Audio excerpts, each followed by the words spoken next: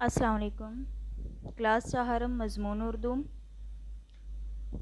تو بچوں، ہم لوگوں نے اپنی پچھلی کلاس میں لیاقت علی خان پڑھا تھا، لیکن آج ہمارا ایک نیا عنوان ہے، آج ہمارا ایک نیا ٹاپک ہے۔ آپ کو سامنے تصویر میں کچھ نظر بھی آ رہا ہوگا، تو آپ مجھے یہ بتائیں کہ تصویر میں کیا کیا ہے۔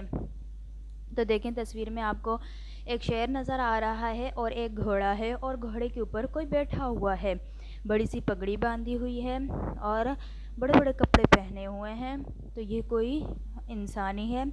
تو اب یہ کیا ہے کہ پیچھے آپ کو کھیت بھی نظر آ رہے ہوں گے اور یہ شعر بھی ہے، تو آپ نے یہ دیکھنا ہے کہ یہ کون سا سبق ہو سکتا ہے ہماری بک کا، کیونکہ آپ نے اپنی بکس وغیرہ تو لے لی ہیں، تو بکس میں پڑھا بھی ہوگا یہ والا چیپٹر۔ تو آئیے ہم دیکھتے ہیں کہ ہمارا آج کا عنوان کیا ہے۔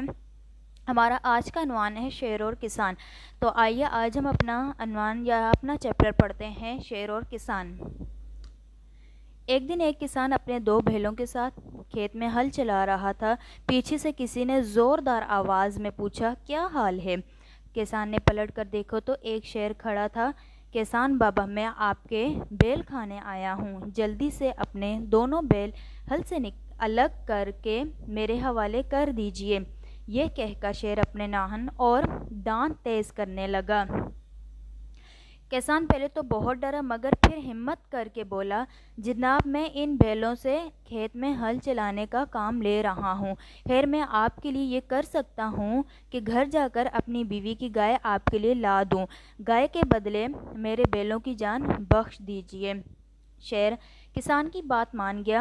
ادھر کسان نے گھر جا کر اپنی بیوی کو سارا ماجرا سنایا۔ کسان کی بیوی بہت غصہ ہوئی، گائے نہ ہوگی تو دودھ کہاں سے ملے گا؟ وہ چلائی، تم تو بیوقوف ہو، اچھا خیر جاؤ اور شیر سے کہو کہ گائے میرے ساتھ نہیں آئی، میری بیوی اسے لے کر آئے گی۔ بیچارہ کسان ڈرتے ڈرتے شیر کے پاس پہنچا اور اپنی بیوی کی بتائی ہوئی بات اس سے کہی۔ اس دوران کسان کی بیوی نے جلدی سے اپنے میاں کے کپڑے پہنے اور سر پر پگڑی خوب اونچی کر کے باندھی تاکہ لمبی نظر آ سکے۔ اس حلیے میں وہ گھوڑے پر سوار ہوئی اور کھیت کی طرف چل پڑی، جہاں شیر بے چینی سے اس کا انتظار کر رہا تھا۔ جب اسے دور کھڑا شیر دکھائی دیا تو کسان کی بیوی زور زور سے بولنے لگی، یا اللہ، مجھے ایک موٹا تازہ شیر بھیج دے، کل ناشتے پر جو 2 شیر کھائے تھے، اس کے بعد میں نے اب تک شیر کا گوشت نہیں چکھا۔ جب یہ الفاظ شیر کے کان میں پڑے اور اس نے ایک گھوڑ سوار کو اپنی طرف تیزی سے بڑھتے دیکھا تو شیر کی ساری اکڑ ہوا ہو گئی اور وہ الٹے پاؤں جنگل کی طرف بھاگا۔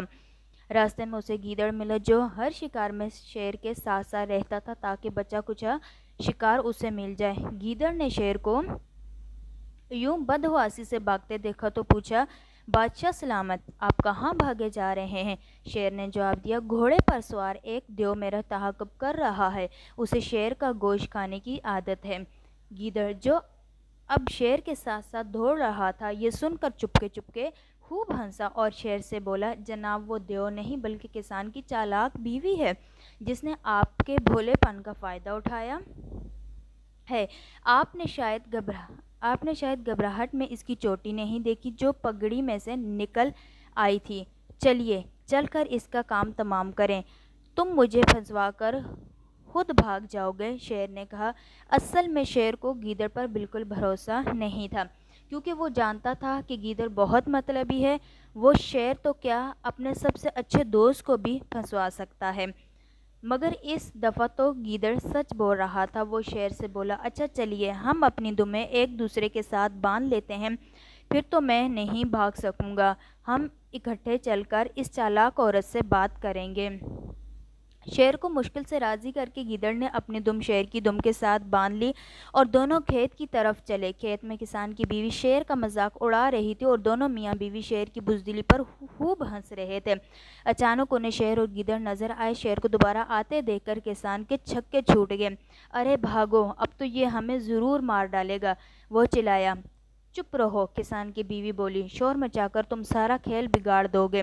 جب شیر اور گیدڑ ذرا قریب آئے تو کسان کی بیوی بہت خوش ہو کر گیدڑ سے بولی، گیدڑ میاں جیتے رہو، تم میرے کھانے کے لیے ایک شیر لے ہی آئے ہو، جب میں اسے کھا چکوں تو جو کچھ بچ جائے وہ تم کھا لینا، جیسی تمہاری عادت ہے۔ یہ الفاظ شیر کے لیے بم کی طرح تھے۔ وہ تو ایسے بھاگا جیسے زندگی میں کبھی نہیں بھاگا تھا۔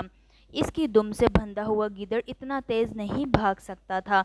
وہ زمین پر پڑے ہوئے نوکدار پتھروں پر اور کانٹے دار جھاڑیوں میں گھسٹتا چلا گیا، یہاں تک کہ اس نے دم توڑ دیا۔ وہ دن اور آج کا دن شیر نے پھر کبھی کسان کے کھیت کا رخ نہیں کیا۔ تو بچوں، یہ سبق تھا جو ہم لوگوں نے پڑھ لیا۔ اب اپنی نیکسٹ سلائیڈ میں دیکھتے ہیں کہ ہمارے پاس کیا ہے۔ ہماری نیکسٹ سلائیڈ میں ہے کہ مندرجہ ذیل الفاظ کے معنی لکھے۔ الفاظ بھی لکھے ہوئے اور معنی بھی لکھے ہوئے۔ الفاظ ہمارے پاس ہیں: بھروسہ اور معنی یقین، تعاقب پیچھا کرنا، دم توڑ دیا، ختم ہو جانا، مر جانا، جان بخشنا، معاف کرنا، کام تمام کرنا، کسی کا قصہ ختم کرنا۔ یہ آپ کے تھے الفاظ معنی۔ اب ہمارے پاس آ جاتے ہیں سوالات کے جوابات۔ سوال نمبر 1 ہمارے پاس ہے: کسان کے لیے بیلوں کا ہونا کیوں ضروری تھا؟ جواب: کیونکہ کسان بیلوں کی مدد سے کھیتوں میں ہل چلاتا تھا۔ سوال نمبر 2: شیر جنگل کی طرف کیوں بھاگا؟ جواب: شیر کسان کی بیوی سے ڈر کر جنگل کی طرف بھاگا۔ سوال نمبر 3: کسان کی بیوی کیسی عورت تھی؟ جواب: کسان کی بیوی چالاک عورت تھی۔ سوال نمبر 4: گیدڑ نے شیر کو کیوں کہا کہ وہ دونوں اپنی دمیں اکٹھی باندھ لیں؟ اپنے جواب میں لفظ بھروسہ استعمال کریں۔ جواب: کیونکہ شیر کو گیدڑ پر بھروسہ نہیں تھا، اس لیے گیدڑ نے شیر کو کہا کہ ہم دمیں باندھ لیتے ہیں۔ سوال نمبر 5: گیدڑ شیر کی بات سن کر کیوں ہنسا؟ جواب: شیر کے ساتھ جو ماجرا ہوا وہ گیدڑ کو سنایا، شیر کے ساتھ ہونے والے ماجرے کو سن کر گیدڑ ہنسا۔ سوال نمبر 6: گیدڑ کی کیا حالت ہوئی؟ جواب: گیدڑ کی دم شیر کی دم سے باندھی ہوئی تھی، شیر بہت تیز بھاگ رہا تھا جس کی وجہ سے گیدڑ گھسٹنے ہوا اور پھر وہ مر گیا۔ اب یہ آپ کے سوال جواب تھے۔ اب آگے ہمارے پاس آ جاتی ہے ایک صفت کی سرگرمی۔ تو آئیے دیکھتے ہیں کہ اس کو کیسے کرتے ہیں۔ مندرجہ ذیل الفاظ میں سے ہر ایک شیر، گیدڑ یا کسان کی بیوی کے بارے میں کچھ بتاتا ہے۔ ایسے الفاظ کو صفت کہتے ہیں۔ ہر صفت کو مناسب عنوان کے ساتھ لکھیے۔ نمبر 1 ہے چالاک، خوفناک، مطلبی، بیوقوف، ہوشیار، بہادر، عقل مند، تیز رفتار، بزدل، ڈرپوک۔ اب سب سے پہلے ہم نے اوپر والے کالم میں لکھنا ہے شیر، دوسرے میں گیدڑ اور تیسرے میں لکھنا ہے کسان کی بیوی۔ اب شیر کیا کیا تھا؟ بزدل تھا، تیز رفتار تھا، ڈرپوک تھا، بیوقوف تھا۔ اور گیدڑ کیا تھا؟ مطلبی تھا، ہوشیار تھا۔ اور کسان کی بیوی کیا تھی؟ چالاک تھی، عقل مند تھی، بہادر تھی اور خوفناک تھی۔ خوفناک وہ کب تھی؟ جب وہ گھوڑے پر بیٹھ کر آئی تھی، وہ اس ٹائم وہ بہت خوفناک لگ رہی تھی۔ اب یہ ہماری صفت والی سرگرمی ہو گئی۔ اب آگے ہمارے پاس آگے مندرجہ ذیل الفاظ کے جملے بنائیے۔ الفاظ ہمارے پاس ہے شیر اور جملہ ہمارے پاس ہے شیر خطرناک جانور ہے۔ چالاک، کسان کی بیوی بہت چالاک تھی۔ کھیت، کسان کھیت میں ہل چلاتا ہے۔ کھیل، پاکستان میں کرکٹ کھیل بہت مشہور ہے۔ بیوقوف، کسان بیوقوف تھا۔ تعاقب، کسان کی بیوی نے شیر کا تعاقب کیا۔ مطلبی، گیدڑ مطلبی جانور تھا۔